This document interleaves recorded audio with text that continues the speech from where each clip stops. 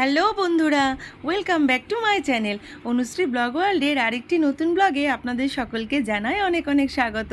তো দেখুন বন্ধুরা, এই জায়গাটা হয়তো আপনাদের একটু অপরিচিত লাগছে, লাগারই কথা। আসলে আমি গতকাল এসেছি আমার বাবার বাড়ি। তো সেখানেই একটা পুজো চলছে। তো সেই পুজোটা হচ্ছে ধরম পুজো বা ধর্ম পুজো। তো বাবা মহাদেব এখানে স্বয়ং ধর্ম ঠাকুর রূপে বিরাজ করেন।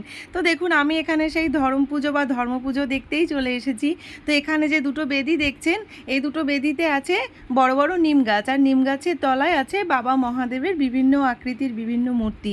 তো এখানে ভক্তদের এবং গ্রামের সকল মানুষের বিশ্বাস যে বাবা মহাদেব স্বয়ং এখানে বিরাজ করেন। তো এখানে যে সমস্ত ভক্তরা বাঁকে করে জল নিয়ে এসেছে এবং বাবার মাথায় জল ঢালছে, সেটা দেখার জন্য এখানে প্রচুর লোকের সমাবেশ হয়েছে, সেটা আপনারা এই ভিডিওতে দেখতেই পাচ্ছেন। তো আমিও সেটা দেখতেই গেছিলাম। তো আমার সৌভাগ্য যে আমি এমন সময় এসেছি যে সময় আমি আমার সেই ছোটোবেলা সেই পুরনো পুজো আমি আবার দেখতে পাচ্ছি। অনেক বছর দেখা হয়নি, তো আবার নতুন করে দেখতে পেরে আমার খুব ভালো লাগছে। আর আমি নিজে দেখব, অথচ আমার বন্ধুদের এত সুন্দর একটা দৃশ্য আমি দেখাবো না, সেটা তো হতে পারে না। তো সেটা আমি আমার বন্ধুদের কাছে দেখানোর জন্য আমি সেই পুজোর দৃশ্য আমি কিছুটা ফোনে ক্যাপচার করে রেখেছি। তো সেটা আমি আপনাদের কাছে তুলে ধরছি যে আমাদের গ্রামে এই ধরম পুজো কীভাবে পালন করা হয়। তো দেখুন, আপনারা দেখতেই পাচ্ছেন যে ভক্তরা বাঁকে করে জল নিয়ে এসেছে।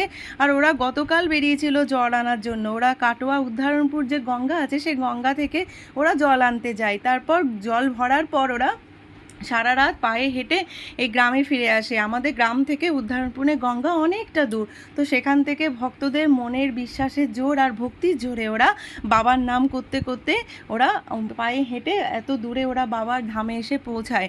তারপর এসে ওরা বাবার মাথায় জল ঢালে, জল ঢেলে নিজের মনস্কামনার কথা জানায়।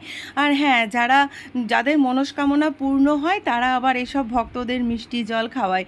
তো আমরা পুজো হয়ে যাওয়ার পর দেখার পর আমরা খুব রোদ গরমে, তো আমরা একটু আইসক্রিম আগে খেয়েছিলাম, তো সেটা দেখানো হয়নি। তারপর একটু লেবু জল খাচ্ছিলাম। তো এখানে দেখুন, এ হচ্ছে আমার ভাইয়ের ছেলে। এ তো খুবই দুরন্ত। আসলে এর বয়স অনুযায়ী এ যে দুরন্ত সেটা মানায়, কারণ ছোট বাচ্চা তো, ও তো হচ্ছে নিষ্পাপ।